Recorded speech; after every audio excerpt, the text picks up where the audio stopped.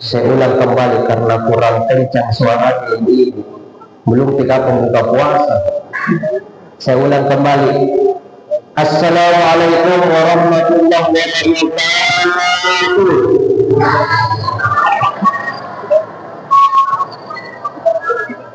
Yang jawab salam saya doakan masuk surga.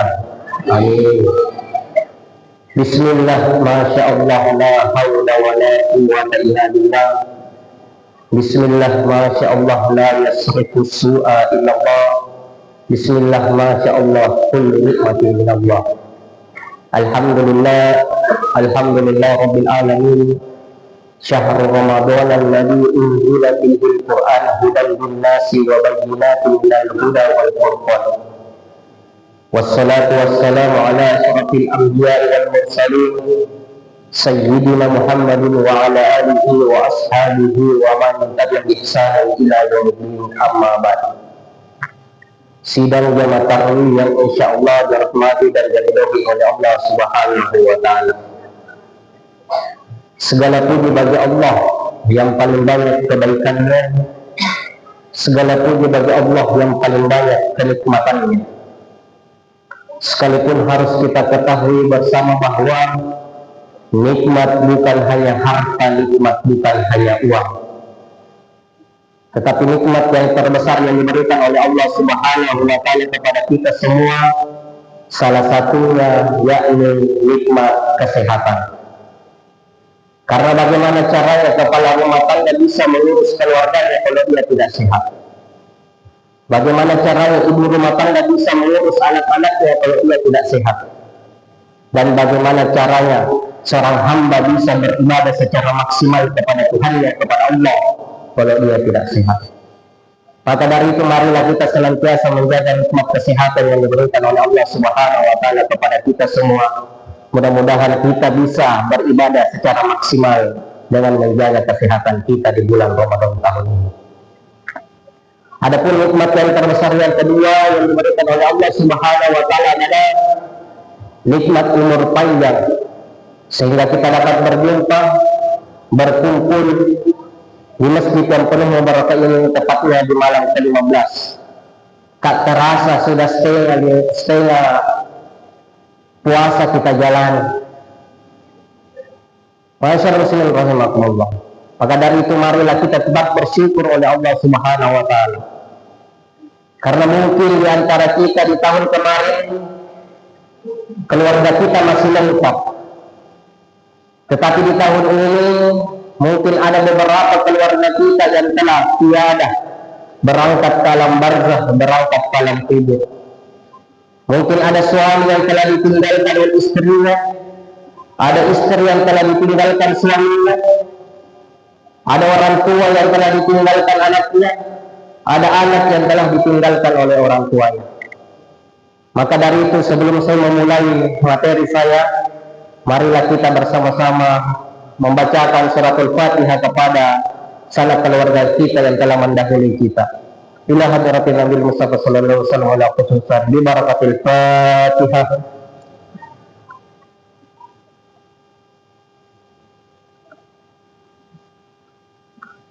Amin ya rabbal alamin. Masyaallah muslimin rahimakumullah. Sidang jemaah tarawih yang insyaallah dirahmati dan diridhoi oleh Allah Subhanahu wa taala. Ramadan, bulan diturunkannya Al-Qur'an. Sebagaimana dalam firman Allah Subhanahu wa taala, Syahrul Ramadan alladzi unzila fihi al-Qur'an hudan lin-nasi wa bayyinatin minal huda wal furqan. Jadi Al-Quran itu diturunkan di bulan suci Ramadan sebagai petunjuk, sebagai penjelas antara hak dan yang batil.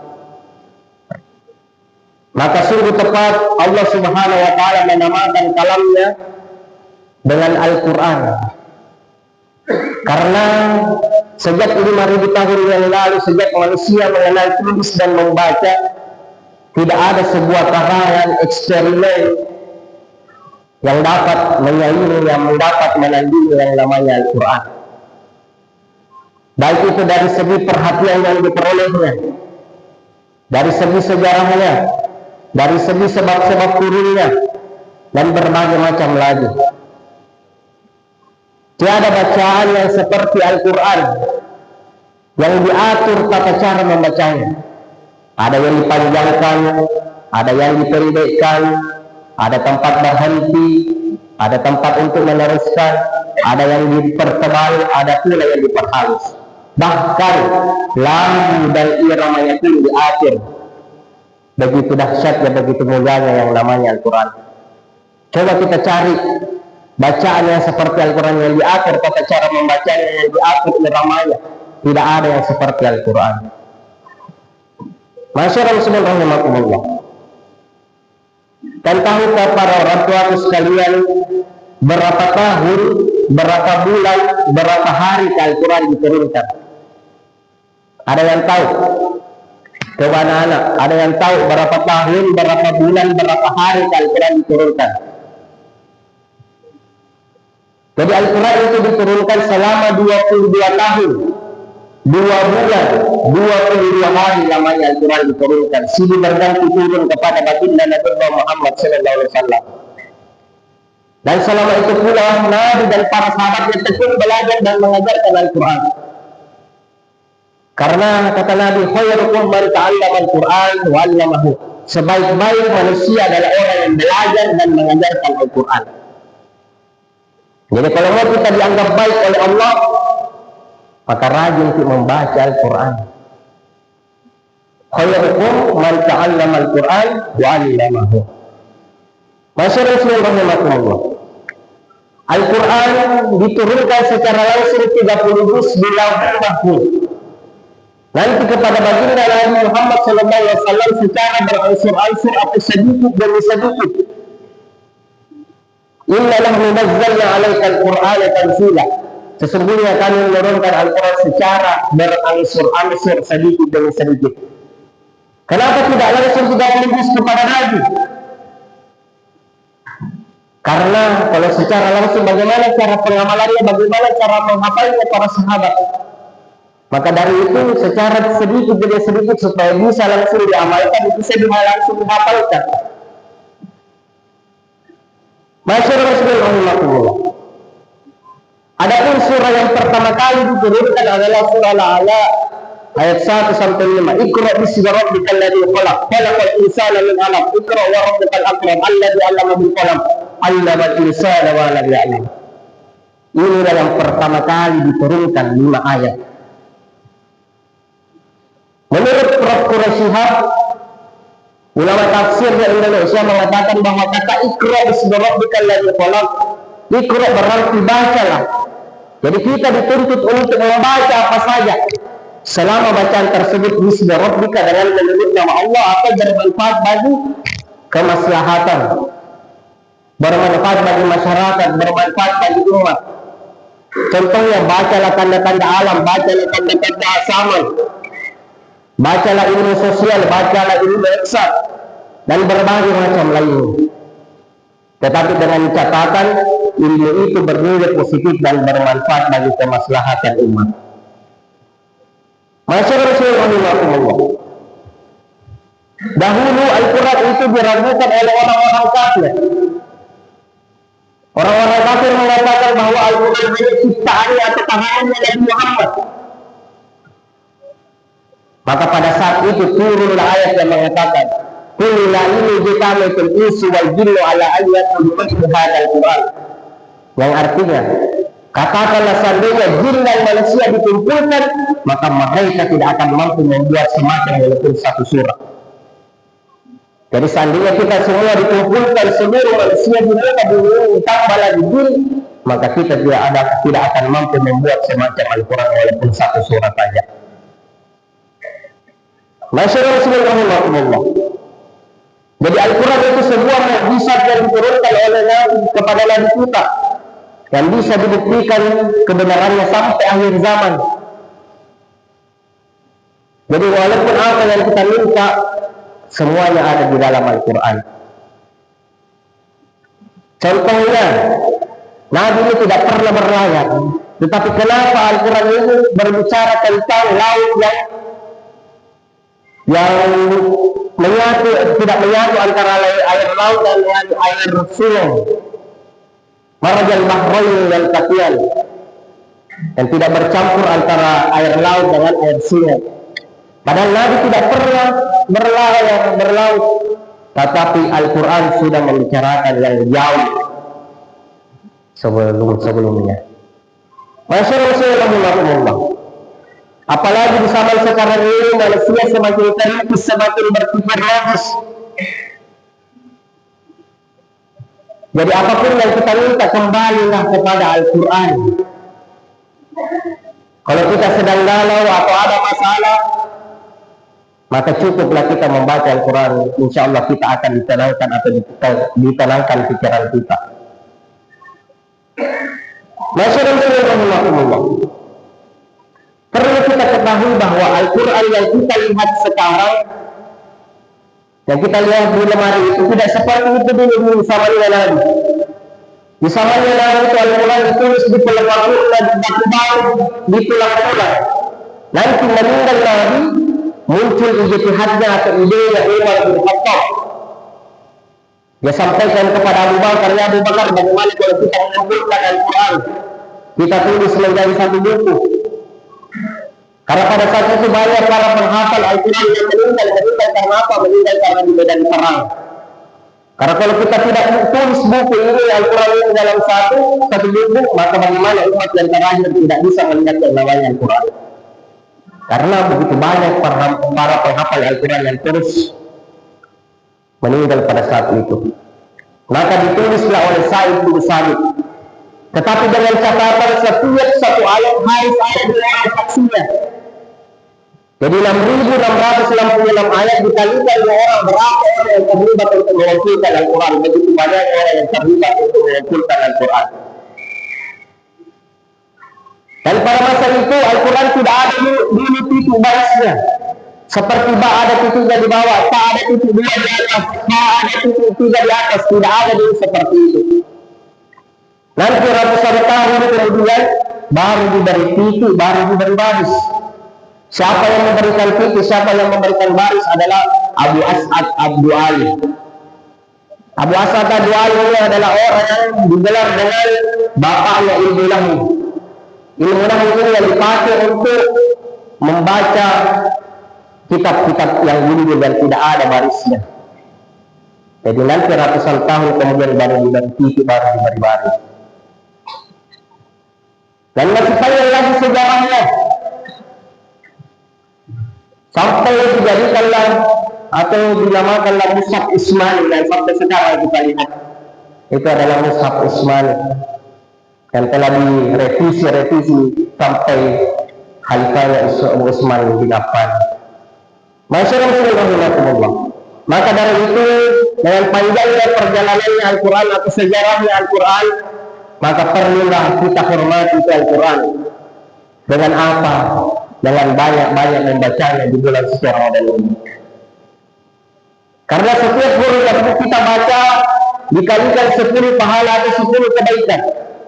Contohnya Bismillahirrahmanirrahim. Di satu huruf, tidak 3 huruf dikalikan 10, 30 pahala yang kita dapatkan. Baru itu Bismillah, belum selesai Bismillahirrahmanirrahim. Berapa huruf Al-Quran kita kalikan 10, itulah pahala yang kita dapatkan. Masyaallah. Dan Al-Quran itu menjadi syafaat bagi orang yang selalu membacanya. Iqra al-Quran ya yaumul qiyamah katilan. Dan Al-Quran nanti datang di alam barzah atau di alam kubur kita menjadi syafaat, menjadi penolong di alam kubur kita. Ketika kita mau dimasukkan ke neraka, tidak jadi dimasukkan ke neraka karena datang Al-Quran menjadi sifat. Ya Allah, jangan engkau masukkan orang ini di neraka karena semasa hidupnya dia rajin membaca saya. Nah, pertanyaan yang muncul sekarang, sudah berapa juz, berapa halaman, berapa surah yang sudah kita baca dari malam pertama sampai malam ini? Coba kita tanyakan pada diri kita masing-masing. Sudah berapa juz, berapa halaman, berapa surah Al-Quran yang sudah kita baca? Rasulullah. Jadi jangan sampai kita hanya sibuk membaca status Facebook, sibuk membaca status Instagram, sibuk melihat TikTok yang ada joget-jogetnya. Di bulan Ramadan ini kita tinggalkan dulu itu. Marilah kita memperbanyak membaca Al-Quran. Rasulullah. Dan selain itu dilipat gandakan pahalanya orang yang melakukan kebaikan. Salah satunya yakni membaca Al-Quran. Kata Nabi, afdal ibadati qiraatul Quran. Sebaik-baik ibadah umat adalah membaca Al-Quran. Rasulullah. Dan Al-Quran itu menenteramkan jiwa dan pikiran. Sebagaimana dalam bukunya Abdul Khair yang berjudul Bahilul Buh mengatakan bahwa Al-Quran itu bisa menjadi obat atau menenteramkan pikiran dan jiwa kita. Jadi itu yang tadi saya katakan, kalau sedikit-sedikit galau atau banyak masalah, cukup kita membuka Al-Quran, insya Allah hilang semua masalah kita. Rasulullah. Jadi banyak sekali manfaat yang bisa kita dapatkan di dalam Al-Quran. Rasulullah. Saya tambahkan sedikit. Karena saya katakan tadi bahwa Al-Quran itu ada arif budaya Umar bin Khattab sampai kita lihat sekarang. Begitu juga dengan Karni 20. Karni 20 dulu itu pada masa Nabi tidak ada. Pada masa Nabi itu Karni 20 Karni itu dilakukan Nabi di rumah Sayyidah Aisyah istrinya. Jumlahnya 11 rakaat dengan witir, dengan formasi 4-4-3. 4 sama dengan 8 tarwiyah ditambah 3 witir. Jangan kita menanyakan bagaimana kualitas salat tarwiyah Nabi. Karena salat tarwiyah Nabi itu sangat berkualitas, karena ada para sahabat dulu ikut di belakang Nabi ketika salat tarwiyah. 1 rakaat itu beliau menamatkan 5 juz 4 halaman. 5 juz 4 halaman itu terdiri dari surah Al-Baqarah, ayatnya itu 286 ayat. Al-Imran 200 ayat. An-Nisa 176 ayat. Baru itu 1 rakaat 5 juz 4 halaman. Jadi ketika Nabi salat tarawih bisa berjam-jam, bahkan bisa sampai subuh. Ketika berada di rumah Sayyidah Maimunah, ada sahabat yang bernama Ibnu Abbas menginap di rumahnya Sayyidah Maimunah. Beliau menyaksikan atau Ibnu Abbas menyaksikan Nabi sholat tarawih juga jumlahnya 11 rakaat dengan witir. Tetapi formasinya berbeda. Tadi 4-4-3, sekarang 2-2-2-2-8 ditambah 2 tambah 1 witir. Jadi witirnya 2 dulu baru tambah 1, 3. Itu yang dilakukan Nabi. Nah sekarang janganlah lagi kita berdebat mau tarawih 8 atau tarawih 20, masing-masing ada dalilnya. Dan salah itu ketika sholat tarawih tidak ada tumakninahnya. Tumakninah itu bagian dari rukun sholat. Rukun sholat adalah ada rukun sholat ada 13. Salah satunya tumakninah, yakni berhenti sejenak ketika rukun dan ketika sujud. Kalau tidak ada tumakninah maka batal sholat kita, tidak sah sholat kita. Contohnya yang tidak ada tumakninahnya, Allahu Akbar. Semua orang mendengar Allah Akbar, Assalamualaikum warahmatullahi. Itu yang tidak ada tumakninah. Allahu Akbar saja. Masyaallah. Jadi kesimpulannya pada kesempatan malam ini, marilah kita memuliakan Al-Quran, karena banyak sekali keutamaan-keutamaan yang bisa kita dapatkan ketika membaca Al-Quran. Salah satunya menjadi syafaat bagi kita dan tentunya berlipat ganda pahalanya ketika kita membaca Al-Quran. Yang kedua, jangan sampai kita meninggalkan yang namanya sholat tarawih walaupun 1 malam saja. Karena ketika kita sholat tarawih dan konsisten dari malam pertama sampai malam terakhir, balasannya yaitu pengampunan dosa-dosa. Mangkoma Ramadan imanan wa ihtisaban ghufira lahu ma taqaddama min dhanbi. Barang siapa yang ibadah tarawih, maka dia dengan keimanan dan keikhlasan, maka diampuni dosa-dosanya. Adapun dosa yang dimaksud adalah menurut Imam Ibnu Munsir adalah seluruh dosa-dosa kita, baik itu dosa kecil maupun dosa besar. Jadi jangan sampai kita melewatkan 1 malam saja tidak sholat tarawih. Kalau tidak sempat kita masih sholat tarawih itu di rumah bersama keluarga kita. Mungkin cukup sekian cara yang singkat ini, lebih dan kurangnya mohon dimaafkan. Wallahul muwaffiq ila aqwamit thariq. Wassalamualaikum warahmatullahi wabarakatuh.